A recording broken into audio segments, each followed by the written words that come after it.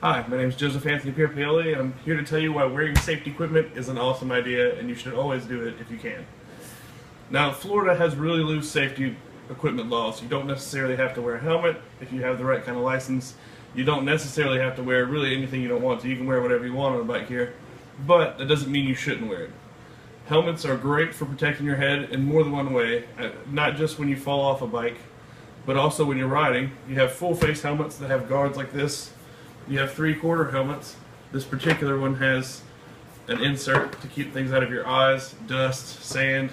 It also keeps rocks and things from hitting you in the face and on the head because it hurts really bad at like 70 miles an hour. We also have leathers here.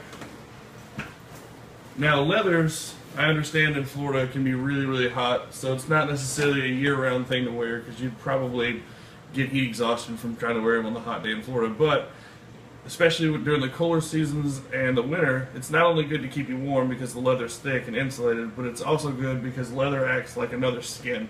If you were to fall off your bike, it keeps you from getting road rash and, tearing up all your skin, and it even adds a little padding so you don't hurt yourself as bad. The reason leather is preferred over pleather or plastic or windbreakers is because the heat and friction off the road, where you fall on a leather jacket or leather chaps, the leather will tear eventually, but it won't melt to your skin like plastic does. From what I've heard, plastic can cause some serious problems. Now, the essential things you should always wear, no matter how hot it is, are pants and boots.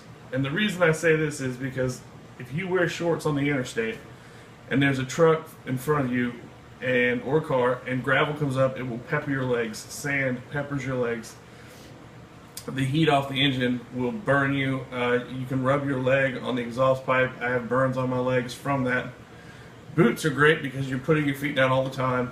You never know what you're putting your foot down in sometimes. Sometimes you have to put your feet down when you don't really need to put your foot down.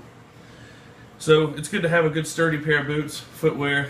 They have better ankle support than, say, tennis shoes too. So as far as standing up and staying still.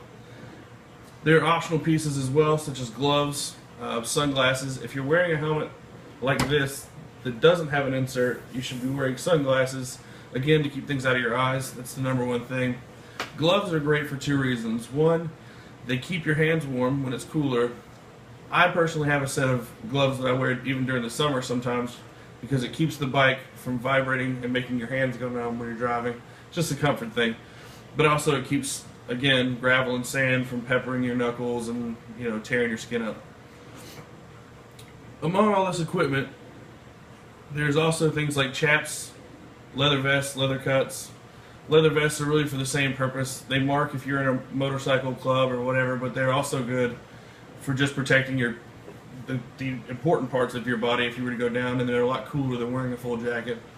And then you have chaps, which protect your legs. Again, these are thick leathers. They're probably pretty hot. Something to wear in the winter to keep your legs warm and also to protect your legs in case of an accident. Now, all this equipment isn't necessarily going to save your life, but you have a lot better chance of not dying or incurring serious injury if you're wearing these. For instance, these helmets are DOT certified. What that means is these helmets are good for one crash. If you are to hit the ground with this helmet, and for some reason this helmet looks like it's in perfect shape, it's still technically not supposed to be worn again.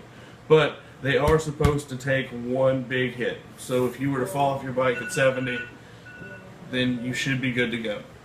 Anyway, that's kind of where it is with safety. I just kind of wanted to let you guys know what there is out there as far as safety gear and inform you on what you should be wearing. Like I said, it's all optional, but it is the best idea when you're on something with two wheels going 70 miles an hour to wear safety gear. Well, that's all for today. My name's Anthony.